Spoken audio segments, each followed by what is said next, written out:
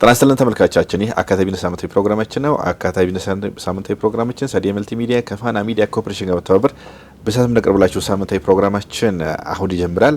እንግዲህ ዛሬ ደግሞ አንድ አንጋፋ የኢንተርፕረነር ባለሙያ አቶ ተስፋዬ ተክለ ሃይማኖትን እዚህ ስቱዲዮ ጋብዣለሁ። የህይወት ልምዳቸውን እና አጠቃላይ ቢዝነስ ውስጥ ለኢትዮጵያ በተለይም በኢትዮጵያ ግብርና ላይ ለ32 ዓመታት ያክል ኢትዮጵያን ዘመናዊ ከማድረግ አንጻር ያደረጉትን አስተዋጽኦና ወጣቶችን በስፋት ያስተምራል ብዬ ውድ ጊዜውን ሰውተው እዚህ ስቱዲዮ ስለተገኙ በሰፊ ፋና ሚዲያ ኮርፖሬሽን ስም አቶ ተስፋዬ ተክለ ሃይማኖትን እጅግ በጣም የከበረ ምስጋና ያቀርባለሁኝ። አመሰግናለሁ። እኔም ስለጋበዝከኝ በጣም አመሰግናለሁ። ያለኝ ኤክስፒሪየንስ ለወጣት ልጆቼ ለማስተላለፍ እድል ስለተሰጠኝ በጣም ነው ማመሰግናለሁ። አዎ እኛም በሰፊ ተመልካቾች ስም በድጋሚ አመሰግናለሁ። እንደው ወደዛኛው ወደዚህ ወደ ግብርናው ስራና ግብርናው ላይ ላመጡት የለውጥ ኋላ ላይ የምናነሳ ሆኖ እንደው ለመግቢያ አቶ ተስፋዬ ምን አይነት ባለሙያ ነበሩ? በምን ስራ ላይ ነው የተሰማሩት? ከዛ ፊት ይሄኛው እንግዲህ ኋላ ላይ መጣ ነገር ነው። እንግዲህ ያኛውን የህይወት ገጽ እንየው እንደ መግቢያ እንዲሆን ተስፋዬ። ኦኬ እኔ የተማርኩት ሎው ነው። እሺ። እና የህግ ባለሙያ ነኝ። መልካም። የህግ ባለሙያ ሁኜ የህግ አማካሪ ሁኜ በተለያዩ መስሪያ ቤቶች ከተወሰነ ጊዜ ከሰራ በኋላ ጠበቃ ነው የሆንኩት። እንግዲህ በደርግ ጊዜ ማለት ነው። ብዙ ጊዜ አልፏል። አዎ ረጅም ጊዜ ነው። ጠበቃ ሆንኩኝ። ከዛ ከቡና ገበያ የህግ አማካሪነት ወጥቼ ነው ጠበቃ የሆንኩት። የጠበቃ ህይወቴ በጣም ወደው ነበረ። ምክንያቱም ፕሮፌሽኔ ያው ከፕሮፌሽኔም ከትምህርቴም ስለሚያያዝ እና በጣም ወደው ነበር። በጥብቅና እንግዲህ የተለያዩ ስራዎች ሰርቻለሁኝ። የተለያዩ ኬዞች ይዤ ተከራክሬያለሁኝ እና የጥብቅና ስራ በጣም ኢንትረስቲንግ ነው። ከዛ እንግዲህ በደርግ ጊዜ ነው ይሄ የሰራሁት። ሪሊ በደርግ ጊዜ ሁሉ ጊዜ እንደምለው ደርግ በእኔ እምነት ሁለት ሰይፍ ነበሩት ነው የምለው። አንዱ ሰይፉ ያው የፖለቲካ ሰይፍ ነው። ፍርድ ቤት ያቀርብም ከጠረጠረ ይዞ ወደ ወህኒ ቤት ይወስዳል። ይሄ ሰይፍ እንግዲህ የፖለቲካ ሰይፍ ነው። ሌላው ግን በህግ ሰይፍ ነው። በህጉ እኔ ጠበቃውኝ እንዳዩት ምንም ኢንተርፌር አያደርግም። በቃ ትከራከራለህ፣ እንጆይ ታደርገዋለህ። ዳኞቹም በጣም ፕሮፌሽናል ናቸው። ከደርግ መምጣት በፊት በጃንሆይ ጊዜ የነበሩ ብዙ አመት በህግ የሰሩ ነበሩ እና ሪሊ አስተማሪ የሆነ ውሳኔ ይወስናሉ። አንተም የሚወስኑት ውሳኔ በድለላ በጉቦ ወይ በመንግስት ትዕዛዝ የመንግስት ጣልቃ ገብነት ስለሌለው ሰርቻለሁኝ። በጣም ደስ ብሎ ነበር የሰራሁት። ከዛ በዛን ጊዜ እንግዲህ የጀርመን ኤምባሲ ጠበቃ ነበርኩ። የተለያዩ ቤልጅየም በቃ እነሱ ኖሚኔት ያደርገዋል። የአሜሪካ የኮመርሻል ዲፓርትሜንት የተለያዩ እንትኖች ነበሩ እና ኬስ ሲኖራቸው ይይዝ ነበር። ሁለተኛ ደግሞ ትልልቅ ካምፓኒዎች እንደ ጎናፍር እኔ ነበርኩኝ ጠበቃ። የጎናፍር ልዩ የማርካቶ ትልልቅ ካምፓኒ ሰዎችም ጠበቃ ሆኜ ሰራ ነበረ። ከዛ እንግዲህ ያው ለውጥ መጣ ማለት ነው። ወያኔ ሲመጣ 83 ነው እንግዲህ የገቡት። ከ84 ጀምሮ ያው ፍርድ ቤቶች ተከፈቱ። ስንሰራ 84 ኦኬ 85 ሲመጣ 86 ሲመጣ እንግዲህ ኢንተርፊር እያደረጉ እንትን ሆነ። እንዲያውም አስታውሳለሁ አቶ መለስ ዳኛ በሙሉ ኢሰፓ ነው ብሎ ፈረጀ እና እንደዚህ አይነት ነገር መጣ። ከዛ ዳኞቹም ብዙዎቹ ወጡ። ብዙ ሊቃውንት የህግ ሊቃውንት የነበሩት ወጡ እና እንግዲህ አዳዲስ ሰዎች ተተኩ። በአጠቃላይ ፍትህ ስርዓቱ በጣም እንትን ሆነ። አይ ቲንክ ለብዙ ጊዜም ቆይቷል እንደዛ ሆኖ። ምክንያቱም አንተ ኬዝ ይዘህ ስትሄድ ሳታስበው ዳኞቹ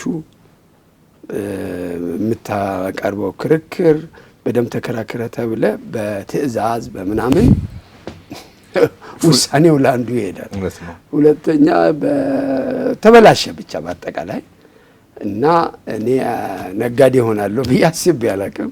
በዛው ፕሮፌሽን እቀጥላለሁ ነው እና እንዳጋጣሚ አንድ ጊዜ እንዲያውም አሁን አመጣልኝ ሀጂ የጎናፍር ኬዝ ነበር እና ይሄ ኬዝ ተከራክረን ማስረጃ አቅርበን ለውሳኔ ነው የተቀጠረው። ለውሳኔ ተቀጥሮ በዛን ጊዜ እንግዲህ ኮመርሻል ዲቪዥን የሚባል እንትን አለ። ለውሳኔ ከኔ ጋር የሚከራከር ሰውዬ እንደዚህ ዘመዶቹ እላቸዋለሁ እንደዚህ ብለው እና ንብረቴ ሊዘረፍ ነው ምናምን አለ። ከዛ እኔ ደግሞ እንዴ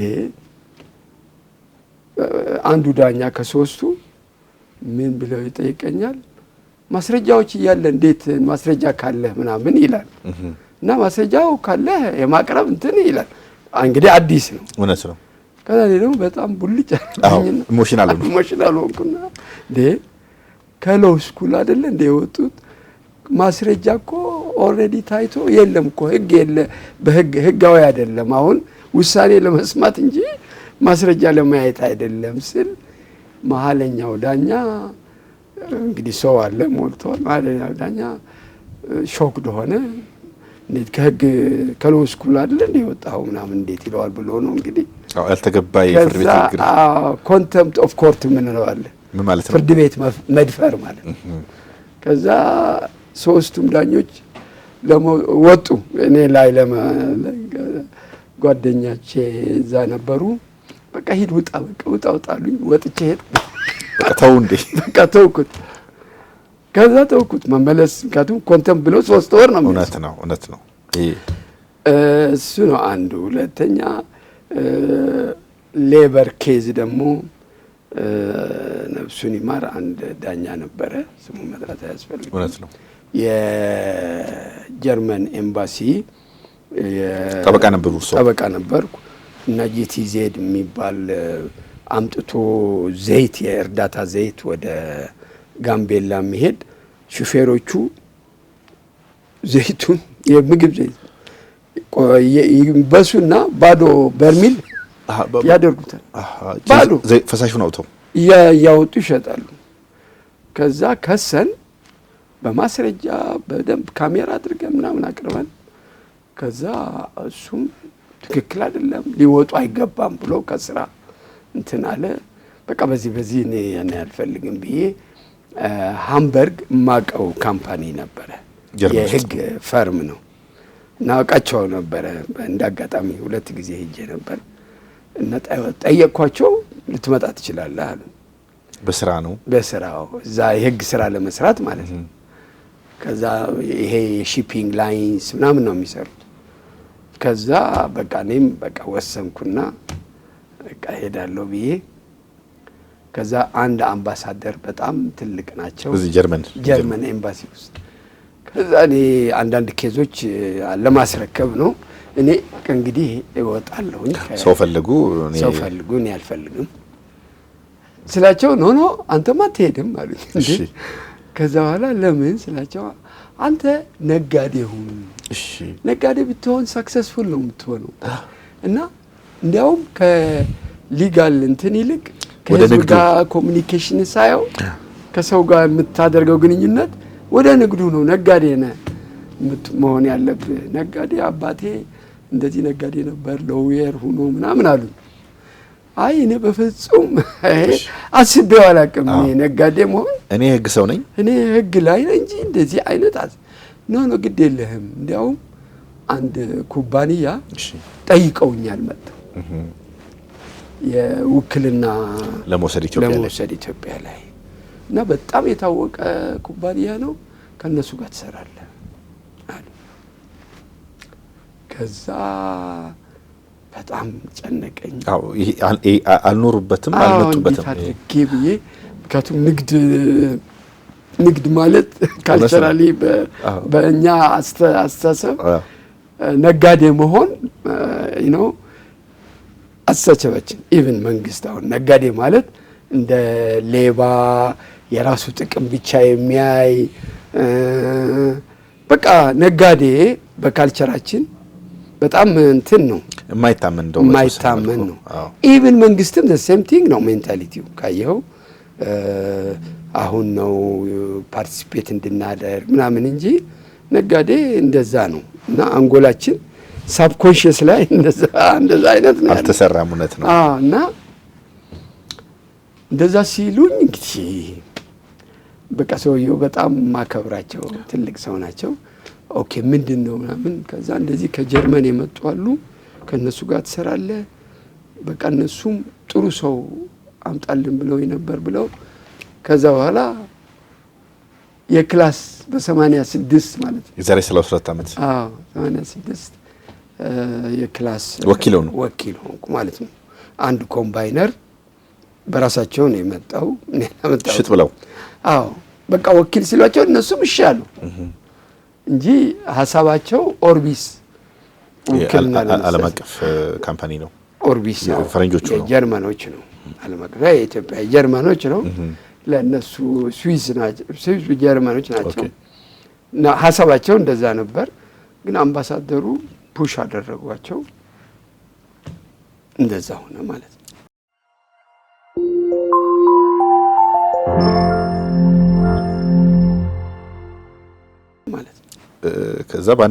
ከዛ በአንድ ኮምባይነር ስንጀምር እንዳጋጣሚ ኤግዚቢሽን ነበር።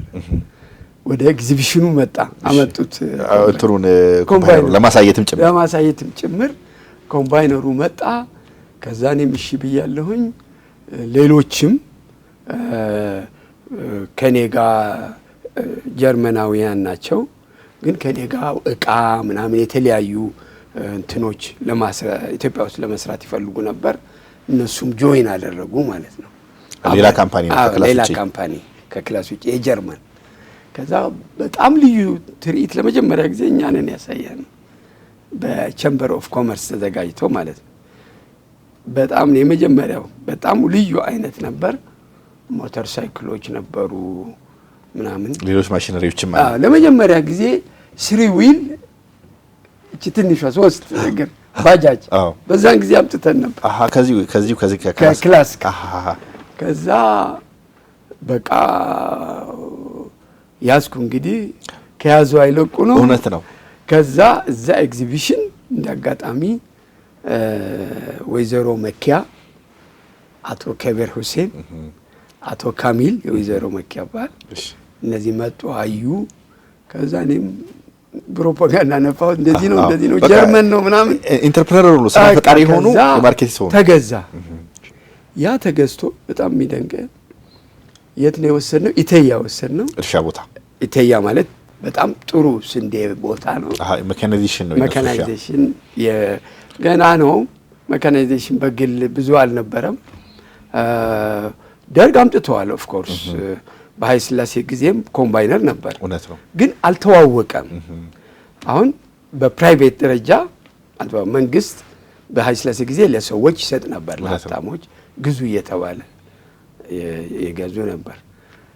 ከዛ ኢቴያ ሂደን እቺ ኮምባይነር ይዘን ስንሰራ ህዝቡ ደስ አለው።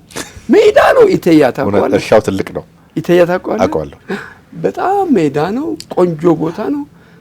በጣም ጥሩ ስንዴ ነበር። እዛ ታየች። ኦቶማቲካሊ እዛ እነ ወይዘሮ መኪያ 4 አዘዙ። አዩት በቃ ሲያጭድ ዋጋውም ትንሽ ነው። ከዛ ባንኮች ተቋቁመዋል። ከዛ በኋላ በቃ ተጀመረ 4 ሸጥኩ ማለት ነው። ያንን ለነሱ ሰርፕራይዝ ሆኑ። ክላስ ሰፕላየሮቹ ራሱ በጣም ሰርፕራይዝ ሆኑ። ምክንያቱም ኢትዮጵያ ሲባል ኋላ ያየሁት ማለት ነው ወጥቼ ኢትዮጵያ ሲባል ረሃብ ነው ኢትዮጵያ ሲባል እንኳን ኮምባይነር ሊሸጥ እውነት ነው የረሃብ እንትን ነው እና ኮምባይነር ተሸጠ ከዛም ቀጥሎ የመንግስት ድርጅቶች ገዙ ከዛ እርሱ ካምፓኒ አቋቋሙ ካሌብ ሰርቪስ ፋርመርስ ሃውስን አዎ ካሌብ ሰርቪስ አክቹአሊ ያቋቋምኩት የሌጋል ሲስተም በካምፓኒ ለመስራት ብዬ ነው ቀደም ብዬ ነው ያቋቋምኩት 84 80 እሱ ስም ነው ከዛ እሱ ነው ስሙ የወሰድኩት ከዛ አደገ በጣም ብዙ ሰው ገዛ ብዙ ሰው ሲገዛ እንግዲህ ኩባንያውም ማደግ አለበት አደገ ኢንተርፕረነር ሆኗል በቃ እኔም ኢንተርፕረነር ሆንኩ ብዙ ሸጥኩ ለየት ያለ ኤክስፒሪየንስ ነው እዚህ ጋር ማለት ብዙ ሸጥኩ ግን ለመሸጥ የቻልኩት ኦፍ ኮርስ ኤንድ ናይት ይሰራሉ ሬስትለስ ኖት ስፔር ፓርት ተከትዬ ሄጄ አሳሳ የቀጠርኳቸው ልጆች ይዤ ስፔር ፓርት እዛ ነው ሰፕላይ የማደርገው አንድ መኪና አይቆምም ከዛ ሰው በጣም ወደደው በቃ አይቆምማ ስፔር ፓርት እዛ ሆቴል ላይ ተከራይተን ሆቴል ላይ ነው የምንሸጠው ስፔር ፓርት ኮምፓይነር ደግሞ ያለ ስፔር ፓርት ምንም ነው ስፔር ፓርት እንደዛ ነው ሁለተኛ መካኒኮችም ኢሚዲየትሊ አይቆሙም ከዛ ሰርቪሱ ምናምንም ሲያይሰው ብዙ መግዛት ጀመረ ሁለተኛ አንዱ ሲስተም ደግሞ የፈጠርኩት ብዙ ወጣቶች ያዙ ዶዶላ አሳሳ ባንክ ሲስተም አይታወቅም በዛት እና ለምሳሌ አስተዋውሳለሁ አወል የሚባሉ ምናምን በቃ ወላጆቻቸው ጋር ሄጄ አምጡ ግማሽ ርካሽ ነው በዛ ነው ግማሽ ገንዘብ ከዛ ያመጣሉ ግማሹ ንግድ ባንክ ፋይናንስ ያደርጋል ዶዶላ ያለው ኮንቪንስ እናደርገዋለን ፋይናንስ ያደርጋል በባንክና በግለሰብ መሀል አድርገህ እንደምትሰራ አይካንሰ እኔ ብዙ እንትን አድርጋለሁ ብዙ ወጣቶች ሀብታም ሆኑ ኮምፓይነር ይኖራቸው ኮምፓይነር ምንም ያልነበራቸው ምንም ማያስቡት ስራም አልነበራቸው ስትክል ጨርሰው አይ ቲንክ አሁን ትልልቅ ሀብታሞች የሆኑት አሉ እንደነ አወል ቃሲም እንደነ አብርሃም ብዙነ መሐመድ ኪሞ የሚባሉ በቃ ምንም ነገር እንትን ያልነበራቸው በቃ ከዛ በዚህ እየታወቁ መጣው በቃ ፋዘር አይ ነው ኮምፓይነሩ ይከራያል መሰለኝ ሰብህ ድረስ ላጨዳ ጊዜ ነው ላጨዳ ጊዜ ተከራይቶ በሁለት አመት ዋጋው ይከፍላል የባንክ እንትን ነው ነፃ አድርገው የራሳቸው ይሆናል በቃ በ3 አመት ምናምን በዛን ጊዜ ነፃ ይሆናሉ ብዙ ኮምባይነር የገዙ እንግዲህ ኮምባይነሩ በዛን ጊዜ ነፃ ከሆነልክ 3 አመት በኋላ ያው ሌላው ገንዘብ ዝም ብለህ መሰብሰብ ከዛ አንድ ኮምባይነር የገዛ 2 ያደርጋል 4 ይገዛል እንደዚህ ያው እርሶ የፈጠሩ ሲስተም ነው እኔ የፈጠርኩት ማለት እንደ ሲስተም ከባንክ ጋር ማያያዝ ባንክም ደግሞ ኮምፓይነርን ፋይናንስ የማድረግ ሐሳብም አልነበረው ልምዱም የለም ስለዚህ ይሄ ኮንቪንስ ያደረገን ከዛ ዊወር ላኪ እነማን ተፈጠሩ አዋሽ ባንክ እንኳን ተፈጥሯል ከኔ ጋር አዋሽ ባንክ ነበር አዋሽ ባንክ ያበድራል ማበደር ጀመረ እንደገና ትንሽ ቆየት ብሎ ኮኦፐሬቲቭ ባንክ ኦፍ ኦሮሚያ መጣ ኢንተርናሽናልም በቃ ኦሮሚያ ኢንተርናሽናል ባንክ እንዲያውም ትልቅ መነሻው ኮምባይነር ነው ማለት ይችላል በብዛት ነው ኮምባይነር እና ደግሞ አንድ ሰው እዳው ያልመለሰ የለም ይሄ በወለድ አልባ ፋይናንስም ስለጀመረ ከወለድ ነፃ ብዙ ሰዎች ይመልሳል እና ጥሩ ሄድን ከዛ ትንሽ እንደሄድኩ ምንድነው የጀመርኩት በዛን ጊዜ እንግዲህ ዶላር ምናምን እንዳሆኑ አልነበረም ግን እኔ ኮንሺየስ ኦኬ አም ብሪንጊንግ ያመጣው ነው ክላስ ዶላር የዚች ሀገር ዶላር ወስጄ እዛ እየጣልኩ ሶ ዶላር ደግሞ ማመጣበት ኤክስፖርትም ማድረግ አለበት እውነት ነው ሶ አንድ ጓደኛዬ ነበረ ጂቲዜድ አብሮኝ ይሰራል የነበረ የድሮ ማለት ከጀርመን ጂቲዜድ ማለት የጀርመን እንትን ድርጅት ነው እዛም ሰራ ነበር አማከርኩት ድሮ እዛ ጂቲዜድ ሆነንም ትሬድ ኖት ኤድ ነበር ምን ለሁለት ምን ማለት ነው አንድ ሀገር ሀብታም ምን መሰለ ኢህአዴግ ሲመጣ አስታውሳለሁ፣ እሱም ያስታውሰዋል። ኢህአዴግ ሲመጣ አዲስ መንግስት ነው አይደል ይመጣ። እውነት ነው። አሁን ይሄ መንግስት እኔ መጥቶ ምንድን ነው የሰራችሁት ቢለን ምን እንላለን አልኩ። እውነት ነው። ልክ ነው። ከዛ እሱም ልክ ነው፣ ግን የጀርመን መንግስት በጂቲዜድ 54 ሚሊዮን ዶች ማርክ የሚሆን በብዙ አመታት በደርግ ጊዜ ሰጥቷል። ግን ምንድን ነው ይሰራል? ምን ለውጥ አመጣ? ምንም ነገር አላመጣም። በቃ ኢቭን ጋራዥ። ስለዚህ ገንዘቡ ኢትስ ዩዝለስ፣ ለኢትዮጵያ ያደረገው ነገር የለም ማለት ነው። እና ንግድ ነው ትክክለኛ እንባባል ነበር። ኤድ አያስፈልግም፣ እርዳታ ሳይሆን መነገር ነው። እና ይሄ ምን ትመክረኝ? ምንድን ነው? አንተም ከኔ ጋር ሆነ አብረን ሰርተናል። እኔ እዚህ ነገር ላይ ያለው እዚህ ላይ ነገር ደርግ ነው you can involve yourself ከኔ ጋር አልኩት። ኦኬ እንግዲህ እናጥና ተባባል። ከኢትዮጵያ ምን ልንላክ ብለን ከዛ አንዱ ያው ቡና ነው፣ ሌላው ሰሊጥ ነው፣ ሌላው ጥጥ ነው አለን። ጥጥ ከዌስት አፍሪካ ኦርጋኒክ እየተባለ በጥሩ ዋጋ ጀርመን ይሸጣል፣ እንግሊዝ ይሸጣል። እሺ ከዌስት አፍሪካ ከዛ ዌስት አፍሪካ ሄድን፣ ሴኔጋል። እሺ አየነው ኦርጋኒክ በእንትን ነው ጥጡ መድኃኒት ሲያደርጉ ይሰራሉ። ይህም ጥሩ ነው። ጥጥ እንዲያውም የለም ብዙ ኢትዮጵያ የሐር ተክል ይፈልጋል። አዎ ጥጥ መሬት የኛ ሰጥ ነው ለጥጥ፣ ግን ብዙ ምርት የለም፣ አይታወቅም፣ ብዙ አያመርትም ሰው። ስለዚህ ሰሊጥ እንተዋዋል። ሁመራ ሄደን ሰሊጥ አየን። ሰሊጡን አየነው፣ ጥሩ ነው። በዛን ጊዜ ብዙ ቶን አይደለም የሚመረተው፣ ግን ጥሩ ነው። ለኤክስፖርት የሚሆን ነገር ግን አለ። ይሄ ኤክስፖርት ዝም ብለን እንደሌሎቹ እንትን ከማድረግ ቫልዩ አድ የምናደርግበት ጥሬውን ከመላክ ዝም ብለን ተወዳድረን ቡና ገበያ ድሮ የጨረታ እንትን ነበረ እዛ። ኦኬ ምን ኦርጋኒክ ቡና ኦርጋኒክ ሰሊጥ በሚላል ከዛ ኦርጋኒክ የሚለው ለመጀመሪያ ጊዜ እኔ ነኝ ያመጣሁት ስያሜው ነው። አዎ ኦርጋኒክ ስያሜማ ያው ያለ ነው አለ፣ ግን ለማርኬቱም ይሁን ኦርጋኒክ ብሎ እንዲሄድ ኦርጋኒክ ሆኖ እንዲሄድ በዚህ ብራንድ ኦርጋኒክ ለማድረግ ሰርቲፋይድ መሆን አለበት። እውነት ነው። ሰርቲፊኬሽን የሚሰጡ ከጀርመን ካምፓኒ መጣ። ኦኬ አምጥተ ነው። ኦሮሚያም ላይኑ ላይ ነበር። አቶ ታደሰ ይባላል የኦሮሚያ ኮኦፕሬቲቭ ቼርማን ነው። ኦኬ ከዛ ሐሳቡ የህብረት ስራ ማህበር በኦርጋኒክ እንትን ከዛ ህግ መውጣት አለበት ተብሎ ግብርና ሚኒስተር በጣም ዳይናሚክ የሆነ ሰው ነበር፣ በላይ እጅጉ ይባላል ምክትል ሚኒስተር። እሱም አውቶማቲካሊ እንዲወጣ አደረገልን። ከዛ ኦርጋኒክ ኮፊ ብለን መሸጥ ጀመርኩ ማለት ነው በካሌብ ሰርቪስ። ይሄ ሳደርግ ማጠቢያ ራሴ ነበረኝ እና ኦርጋኒክ ኮፊ በጣም ጥሩ እንትን በውድ ዋጋ አትከስርም፣ ሳትከስር ሰርቲፋይድ ሆኗል። የጀርመን ካምፓኒ ነው ሰርቲፋይ ያደረገው።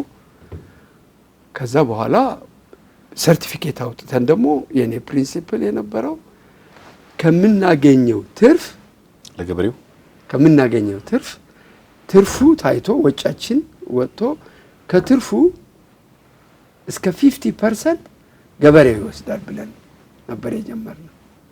ከዛ እንደዚህ ስንሄድ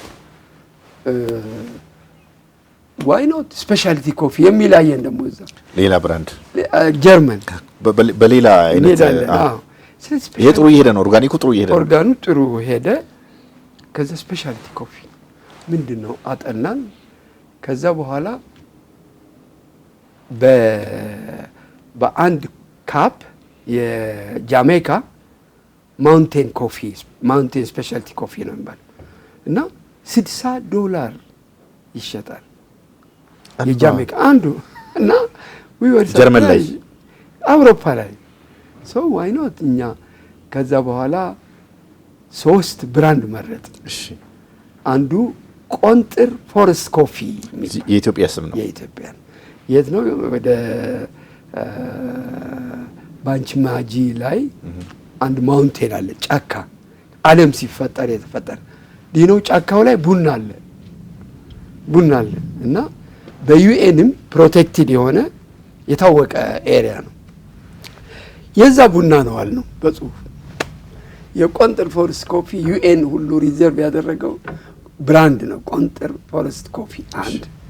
ሌላ ደግሞ ጅማ የሊሙ ኮፉ ለማጥናት ስንሄድ ልጆች ከተማው ላይ የቀይ መስቀል አድርገው ሲጠርጉ አየን እኔና ጓደኛ። ከዛ ስጠይቅ እኛ የቀይ መስቀል ቡና አለን እና የኤድስ ፔሸንቶች በዛን ጊዜ ኤድስ በጣም ሀይ እንትን የነበረበት ጊዜ ተስፋፋበት ጊዜ ነው በጣም እና እነዚህ ልጆች ወላጆቻቸው ያጡናል በዚህ በኤችአይቪ እና ምንድነው ያላችሁ እኛ ቡና እንሸጣለን የቀይ መስቀል ቡና ማውንቴን አለን እና ያ ማውንቴን ከዛ የምናገኘው እንሸጣለን። ኦኬ ከዛ ሂደን አየነው። ስንሄድ የዳች ኩዊን በጃንሆይ ጊዜ ጎብኝተዋለች እና እዛም አገኘን አንድ ድንጋይ የተጻፈ ከዛ በዳ ቡና ኮፊ ይባላል። በዳ ቡና ነው የሚባለው ኤሪያ የአካባቢው ስም። ከዛ እኛ ስንጠይቅ ዝም ብሎ ኦራሊ አይ ይሄ በዳ ቡና ኤሪያ አባጅፋር ነበሩ የኦነሩ፣ ግን አጼ ምኒልክ ሲመጡ እንደ ጊፍት ብለው ሰጧቸው። ከዛ አጼ ምኒልክ ደግሞ ለኃይለ ሥላሴ ሰጡ እና ኃይለ ሥላሴ ይዘውት ነበር። ከዛ ኃይለ ሥላሴ ደግሞ ደርግ ቀይ መስቀል ያዘዋል። እንደዚህ ነው ቀይ መስቀል ያዘዋል። ተደሰት። ትልቅ ስቶሪ ነው። አይ እውነት ነው። ከዛ ለቢዝነስ የሚሆን ስቶሪ ነው። ምን አልነው ኢምፔሪያል ኮፊ አለ አያይዛችሁ ስሙን ኢምፔሪያል። ምክንያቱም ምን ጻፍን ታሪካችን ላይ አሳያለሁ። ስዕሉ አባጅፋር ፎቶግራፍ አደረግን። አባጅፋር ኦነር ነበሩ እና ቬሪ ኢንቴሊጀንት ወር ምናምን አልፈለጉም። አጼ ምኒልክ ሲመጡ ሳይዋጉ ጊፍት ሰጥተው በቃ በስምምነት አድርገው እንደዚህ ያደረጉ። ከዛ አጼ ምኒልክ የሚጠጡት ኮፊ ይሄ ነው። ሁለተኛ ኃይለ ሥላሴ ደግሞ ከአጼ ምኒልክ ወሰዱ። አጼ ሥላሴ ደግሞ የኩዊን ኦፍ እንትን ዳች አምጥተው አሳየዋት እና ቀጥሎ ለኩዊን ኤሊዛቤት ቡና ሰጥተዋታል። ቤተ መንግስት ጀነራል ወልደሰንበት የሚባሉ ጥሩ ሰው ነበሩ። ጠይቀናቸው ቡና ነው የሰጧት አሉ። መልካም ተመልካቾቼ ከአቶ ተስፋዬ ተክለ ሃይማኖት ጋር በተለይም የካሌ ሰርቪስ ፋርመርስ ሃውስ ዋና ስራ አስፈጻሚና ባለቤት እንዴት አድርገው ወደ እርሻና ወደ ቢዝነስ እንደገቡ በሰዓት ገደብ ምክንያት የዚህ ሳምንት ፕሮግራም ለቋጭ አልቻልኩኝም። ሳምንት የዚህን ቀጣይ ክፍል አቀርባለሁ። ከቀሪ ፋና ሚዲያ ኮርፖሬሽን ፕሮግራሞች ጋር መልካም ቆይታ አላለሁ።